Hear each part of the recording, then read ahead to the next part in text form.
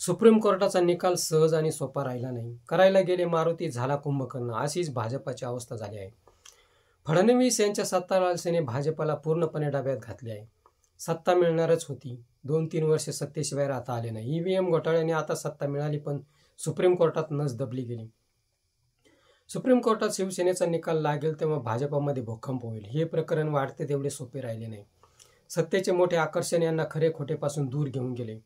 कशाचाच ताळमेळ राखता आला नाही. शिवसेना फोडण्याच्या नादात यांनी आपलाच कोथळा काढला.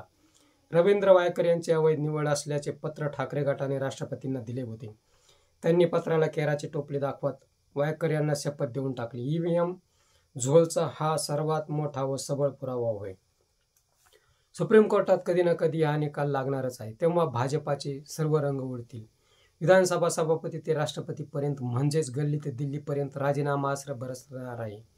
मनाचे आणि जनाचे सोडा, पण न्याय हेतूने त्यांना काम करणे अशक्य होईल. काहीही कारण नसताना शिवसेना फोडण्याचे पाप गळ्यात अडकून घेतले. त्यातून विधानसभा अध्यक्ष, लोकसभा सभापती, राज्यपाल, राष्ट्रपती अडकत गेले. याचे मुख्य सूत्रधार पंतप्रधान व गृहमंत्री असल्याचे सिद्ध झालेले आहेच. म्हणून तारीख पे तारीखचा खेळ चालू आहे. महाराष्ट्र विधानसभा निकालांनी ठाकरेंची बाजू भक्कम केली. शिवसेना उमेदवारांविरुद्धचे षडयंत्र उघडे पडेल. ईव्हीएमचा खेळ संपेल. ठाकरेंची मोठी जीत होईल.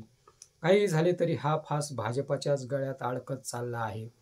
मित्रहो, पाकिटमार, चोर, दरोडेखोर यांना जी कलमे लावून खडी फोडायला पाठवले जातात, तीच कलमे शिवसेना फोडणाऱ्यांसाठी लागणारी आहेत. ज्यांना कायद्याचे थोडे ज्ञान आहे, कायद्याबद्दल थोडी जाण आहे, कायद्याबद्दल थोडं कळतं आहे, त्यांनी पंतप्रधान व गृहमंत्र्यांना हे नक्कीच सांगितले असणार. कायदा सर्वांसाठी समान आहे असे म्हटले जाते. कायदा गाढव आहे असेही म्हटले जाते. मग शिवसेना फोडणाऱ्यांसाठी कायदा वेगळा आणि पाकिटमार व गुन्हेगार, मंगळसूत्र चोरणाऱ्यांसाठी कायदा वेगळा असे होऊ शकत नाही. हिंदुस्थान हे लोकशाही राष्ट्र आहे आणि लोकशाही राष्ट्रामध्ये सर्वांना सारखा आणि समान न्याय मिळतो. जरी तुम्ही घटना बदलायला निघाले असाल तरी ते आज घडीला तरी शक्य नाही. आणि शिवसेनेचा निकाल हा फक्त ठाकरेंना शिवसेना देऊन आणि धनुष्यबाण देऊन संपणारा नाही. तर या निकालातून अनेक मोठे भूकंप होणार आहेत आणि त्याची सुरुवात कोणापासून होते आणि कोणाचा पहिला बळी जातो हे पाहणे मोठं रंजक ठरणार आहे.